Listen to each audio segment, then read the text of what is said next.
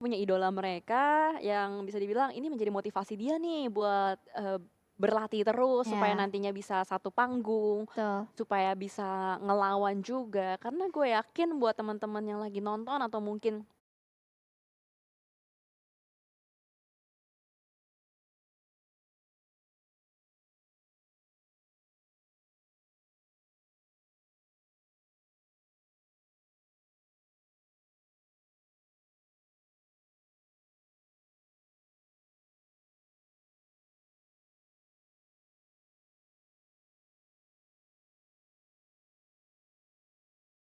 pernah ngerasain lah ya, Ya, kayak Scrim atau main klasik tuh sekalian bertemu sama professional player. iya, Itu kan kayak ada iya, sensasi tersendiri gitu gak sih? bener. Kayak, antara keringet dingin, Heeh, excited, tremor, semuanya bercampur aduk tuh. iya, Bercampur aduk semuanya. Tapi ngomong-ngomong soal idola ya, heeh Jessica Jelly Azali Saputri teh, heeh. lu Mau nanya gue iya idolanya siapa? iya idola lu kayak awal-awal lu mungkin ya, terinspirasi bermain PUBG Mobile itu siapa yang lu lihat? Dulu kan berarti zaman-zamannya tetapi sebelum kita bertanya dan juga mendapatkan jawaban dari Jessica Jelly Azali, nampaknya dari tim NFT kali ini lagi dan lagi gue seperti deja vu melihat pergerakan mereka kali ini yang dihalau oleh satu tim dan juga mengeliminasi satu pemain dari tim NFT and that's it. Meninggalkan 3 pemain di awal-awal seperti ini. NFC, again and again, rotasi mereka dipersulit dan kali ini IGL mereka atau IGL mereka, Svavel yang harus diculik terlebih dahulu dan gue nggak tahu ya rotasi dari NFT nih udah nggak segaib dulu, Iya iya. ya kan? Udah nggak segaib dulu karena kalau dulu benar-benar tidak bisa terprediksi, tapi sekarang kayaknya udah mulai banyak sekali tim yang sudah mulai bisa membaca rotasi dari NFT. Justru itu Don, kadang-kadang ketika kita sangat kuat di Map. satu map atau satu skenario, Aha, itu yang membuat kadang-kadang mereka bisa menemukan weakness kita. Karena betul. dipantau terus, Ya, diulik terus, dicari tahu terus. Ini NFT kelemahannya di mana ya? Kayak iya. apa ya? Dan mungkin itulah yang ditemukan oleh beberapa player atau tim yang lagi bermain di PMPL Vol ini. Iya, karena kan pasti kalau misalnya kita melihat adanya satu tim yang menonjol banget di satu skenario yang seperti lu tadi mention, Mhm. pastinya tim itulah yang menjadi kayak attention yang terbesar gitu, yang mendapatkan attention terbesar dari tim-tim yang lainnya gitu Hmm. kan. Jadinya ya bakalan menjadi kesulitan juga pasti untuk tim NFT kali ini apalagi mereka juga hanya meninggalkan 2 pemain aktif saja. Sementara itu Uh. Ramones pun juga tertangkap basah. Oh my god, ini adalah skenario yang paling jelek untuk NFT menurut gua. Wow, ini gue agak speechless sih dengan NFT. Gue nggak tahu apakah mereka lagi kurang hoki dari segi rotasi atau memang rotasi mereka yang sudah terbaca terus-menerus oleh tim lawannya karena ini kalau kita bisa lihat secara kasat mata, ini bisa dibilang NFT lagi rotasi dipotong sama GPX. Iya. Atau enggak bisa lebih tepatnya GPX nungguin tim yang lagi rotasi. Kayak Hmm. ditungguin gitu loh tadi setupnya karena tadi melihat dari Hans Florio atau siapa tadi ya nembakin ya. Kayak udah confirm banget kalau misalkan bakal ada tim yang rotasi lewat sini dan tadi yang pertama ditangkap terlebih dahulu kan Pavel, Hmm. disusul juga tadi Batman yang ketembak pada akhirnya karena Mhm. terbuka. Ya udah mau nggak mau drone harus caps pakai bagi, Iya. harus kabur, harus meningkatkan placement mereka karena mau nggak mau juga mereka pengen dong main di Livik. Iya, pastinya ya. Lu Chaps pakai apa? Caps pakai bagi, caps pakai bagi. Wih, Keren, karena keren kita banget. lagi PUBG Mobile. Iya, betul sekali dan Mhm. itulah yang dilakukan oleh drone seperti yang tadi dimention oleh Jessica sendiri. Chaps pakai bagi untuk bisa mempertahankan atau memperbaiki at least placement point dari NFT sendiri. Tapi ternyata dari Oke. circle kedua sudah mulai terlihat juga condong menuju ke bagian-bagian dari utara, Cruz del Val, El Azahar untuk Mhm. saat ini dan terjadi pastinya penumpukan dari bagian-bagian selatan. Banyak banget Hmm. tim yang sudah mulai bergerak secara beriringan. Wow, ini pintu masuknya kenapa bisa barengan gitu ya semuanya, Iya. bener-bener persis datang dari selatan atau arah jam 6. Bahkan dari bagian kanannya kosong banget. Scarlet sejauh ini paling enak sih. Ini bisa dibilang kayak tempat rotasi mereka yang paling nyaman, tinggal gimana caranya mereka bertahan supaya bisa dapetin poin lebih. Walaupun memang kalau kita ngomongin poin Scarlet itu udah susah ya untuk Mhm. ngejar. Lihat bagaimana perbedaan poin Onyx sama Skylights, 82, 33 ya itu sangat jauh sekali untuk bisa digapai atau disalip. Tapi we'll see apakah Scarlet bisa memberikan dobrakan baru atau tidak untuk di match terakhir. Dan sementara kita melihat juga dari Morph. Kembali mereka memainkan seorang Nandi di sini. Dan tadi kita lihat juga mereka lagi berusaha untuk melakukan rotasi. Berarti kalau kita ngomongin hashtag 12. Kalau kita lihat dari yang layar Kanan, kaca, sebelah kanan kanan. itu kan DG ya. DG yang pegang benchmarknya. Tapi ini mengingat tidak adanya tim yang berada di grup B. Nah itu dia. Grup B itu EVOS, Boom, Voin sama Dewa United. Kita belum tahu pastinya untuk dari keempat tim tersebut apakah poinnya bisa nyalip atau enggak atau disalip. Tapi yang pasti poin DG sama RRQ ini sama loh. 116 Don. Oh, oke. Sama-sama 116 dan sama-sama masih bermain Ya. untuk saat ini. Jadi pastinya kedua belah pihak masih mempunyai chance yang balance juga untuk mereka bisa mengumpulkan poin guna untuk membalap satu sama lain. Bentar coba ya kita bahas ya. Oke. EVOS Roar. Iya, EVOS Roar benar sih. EVOS Roar, EVOS kan ada di peringkat 3. Aha, Boom ada di peringkat atas. so far. Voin sama Dewa udah nggak main, udah nggak bisa main ke peringkat 12. Maksudnya udah nggak bisa maju ke Livik. Aha. Jadi, Karena posisi poin mereka mentok kan? iya, poin Mhm. mereka mentok. Berarti yang harus disalip adalah poinnya BNW. Oke. BNW, BNW 122 ya untuk saat ini. 122. Terus juga HFX 130. Oke, berarti ya we'll see lah apakah bisa kesalip atau enggak sama Boom tim yang berapa? di bawah. Boom 211. 211 ya, iya tadi ya. Iya 211. 211. Tinggal BTR yang harus nyalip Boom sama EVOS udah nggak bisa nyalip. GPX juga harus bisa nyalip Boom. Iya. Kalau misalnya mereka mau berada di puncak klasemen selama 5 kali pertandingan untuk hari ini. Itu. Tapi pastinya apa ya, challenge yang mereka hadapi nanti di menit-menit akhir bakalan besar. Karena mengingat circle yang untuk saat ini so far masih condong menuju ke area utara. Tapi balik lagi ke pertanyaan gue tadi belum dijawab, lama banget. Oh iya, apa tuh? Siapa idola lo? Masih belum ada perang nih. Idola cilik. Oh enggak ya. Idola Jelly. Siapa ya? Bingung juga kalau dibilang idola karena gue main PUBG Mobile waktu itu bukan karena profesional playernya sih, karena suka aja gitu sama gamenya. Oh my god, tapi Jelly. Oh NFT. Lagi dan lagi. Ini berarti mereka Enggak. terpuruk Mereka nggak main. posisinya. Mereka nggak main Epic. Iya. Mereka fix confirm valid no debat kalau kata Iya. Dona Piscok nggak masuk ke Livik. Wow, ini ada pukulan besar sih sebenarnya untuk NFT. Mereka benar-benar harus mencari antidotnya. Apa yang harus mereka lakukan supaya minggu ketiga bisa lebih baik. Pasti sih, harus sih. Itu udah kayak harga mati sih menurut Iya. gua untuk tim-tim yang kayak masih berada di ujung-ujung tanduk seperti ini. Mengingatkan balik lagi ya, perolehan bonus poin setiap minggunya ini benar-benar berharga dan itulah yang akan membawa mereka ke arah grand final nantinya. Ya, itu dia. Dan Livik kita masih belum tahu siapakah ke-12 tim yang akan lolos karena masih ada beberapa tim juga yang berjuang poin di sini dengan 15 tim yang masih bermain. Buat teman-teman yang lagi nonton seperti biasa dong, boleh banget nih kita minta likes-nya ya. Karena sekarang udah baru tembus. Coba kita lihat dulu. Coba kita update berapa, karena kan ini ada delay juga ya. Berarti ini beberapa menit yang lalu kita sudah tembus yaitu sebesar berapa ribu likes Jelly? 58.000. Wow, 58.000. Langsung aja ditambahin sekarang juga karena pastinya di game kelima untuk hari ini udah mulai panas. Karena banyak pihak yang sudah mulai bergesekan nih. Ya, boleh banget dong support buat ini apa PUBG Mobile Indonesia supaya bisa 100% offline ya kan. Kalau misalkan kayak 90%, 80%, itu kan masih ada chance-chance nggak jadi gitu kan. Iya. Jadi gimana caranya kita bisa bikin 100% jadi? Langsung dipencet tombol likes-nya juga, sama halnya juga dengan Ponbit lagi memencet tombol tembak ke arah bagian depan. Lagi-lagi zoning out dipertunjukkan juga buat para player-player yang lagi bermain di sini. Mereka benar-benar berusaha untuk mengamankan checkpoint-checkpoint yang mereka sudah dapatkan ya. Bahkan kayak dari Kato juga tadi kayaknya nggak kena ya senjatanya, dia kena ke bebatuan untuk bisa nembak ke arah bagian depan. Ya. Daybot sudah mulai terpantau juga kali ini, lagi-lagi diberikan sebuah pressuring juga bermain dari bagian luar untuk Geekfam. Geekfam Sejauh ini kita lihat mereka juga punya kesempatan untuk bermain di Livi kalau match Kalau. kali ini bagus mainnya. Kalau mereka mengumpulkan total poin yang cukup banyak untuk bisa merangsek naik menuju ke top 12 pastinya ya. Karena untuk saat ini posisi mereka masih berada di bawah.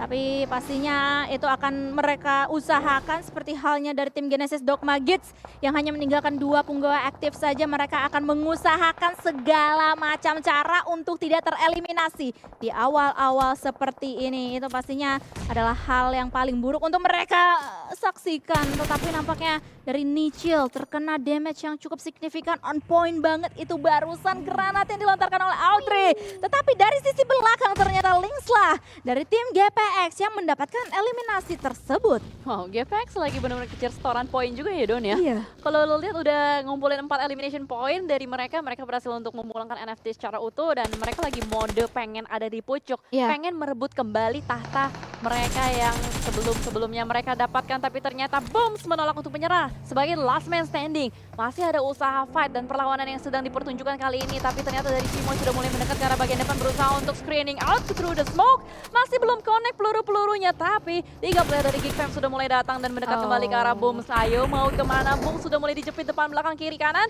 tapi Booms masih belum terdeteksi dan ini dia akhirnya dari Genesis Dogma harus mengalami sebuah kepahitan untuk pulang cukup dini. Ya, cukup dini di posisi ke-15 untuk saat ini. At least mereka mendapatkan 1 eliminasi poin untuk mereka tabung nantinya. Tetapi pastinya peperangan pun juga akan terus-terusan berjalan, bergulir karena kita bisa melihat circle yang condong menuju ke sedikit tengah tetapi sedikit ke bagian-bagian barat. BNW mereka harus berpikir juga bagaimana caranya mereka masuk. Meanwhile di depan mereka juga terdapat tim DG. Barrier akan menjadi palang depannya untuk membuka jalan tersebut. Tetapi ternyata Morph yang kali ini juga akan mencari cara untuk bisa masuk ke dalam circle dan juga mencari posisi Wena. Mereka pun juga tadi sempat dihalau oleh beberapa tembakan yang good for Morph sendiri, tidak nyangsang ke bagian tubuh mereka. Yap, sejauh ini masih melihat saling zoning out satu sama lain, saling memberikan pressuring aja ke sesama tim lawannya karena pada akhirnya zona sudah mulai mengecil kembali. Nggak banyak waktu yang mereka miliki juga untuk bermain in the blue. Kalau misalkan dilihat dari kata-kata kanan, in the blue alias blue zone. Dan yang menarik di sini, di area Rumah Dewa ada fight antara GPBR dan juga Skylights Gaming Ken yang masih bertahan sejauh ini seorang diri saja menahan pergerakan laju dari teman-teman Skylights Gaming. Smith dari bagian bawah sudah mulai menembak arah bagian atas tapi tidak ada perlawanan. Ken berhasil untuk mendapatkan 2 player secara sekaligus dan pada akhirnya berhasil dibayarkan oleh player ketiga dari Skylights Gaming. Tapi untuk GPBR sedikit terlambat nampaknya untuk melakukan backup. Ciel dan juga Hades menggunakan kakinya untuk mendekat ke arah Rumah Dewa. Ya, ini posisinya berarti 2 versus 2 untuk mereka berduanya. Jersey pun juga ditumbangkan dari tim SG. Dengan begitu mereka harus bekerja ekstra keras banget untuk tim SG sendiri untuk bisa membalikan keadaan untuk saat ini karena pastinya Blue Zone pun juga sudah mulai menyekek mereka. Smith pun juga nggak bisa lolos dari jeratan Blue Zone, tetapi hello ada Hades di belakang sana yang dimana dia membukakan tembakannya tetapi dialah yang knockdown duluan. Dan ini dia pemain-pemain dari tim GPBR yang kali ini benar-benar dalam keadaan kritis. Mereka langsung ngacir, kocar-kacir guna untuk menyelamatkan diri mereka. Kedua tim ini dapetin apa ya, bisa dibilang kayak disadvantage ya. Iya. Karena Blue Zone-nya juga udah mulai bergerak, sudah mulai turut andil antara keduanya. Dan Pinky mau nggak mau lagi berupaya untuk kabur. Dikejar oleh Jerome Ciel. Jerome Ciel berlari ke arah bagian atas, mencari kembali di mana letak keberadaan dari Pinky. Sama-sama melakukan healing terlebih dahulu, tapi mobilnya Pinky meleduk. Dar! Ditembak sama Hans For You. Sangat disayangkan Skylights Gaming kembali turun. Sayapnya patah kembali untuk di minggu kedua. Bener deh, gue pengen banget Skylights Gaming di minggu ketiga harus step up sih. Iya, harus banget sih supaya kita bisa melihat aksi dari mereka pastinya ya nanti di grand final, dan itu adalah harga mati menurut gue juga untuk tim Skylights Gaming. Tetapi nampaknya kita akan melihat peperangan selanjutnya yang akan terjadi, yang akan pecah kali ini. Karena kalau kita intip dari arah minimap masih banyak tim yang berada di luar dari zona sendiri. Terutama juga kali ini dari tim GPX yang bisa melihat keadaan atau keberadaan dari tim Geek di belakang sana atau di depan sana lebih tepatnya. diberikan beberapa pressure, tembakan-tembakan yang benar-benar mematahkan dari tim GPX. Tetapi untuk saat ini masih ada jarak antara mereka.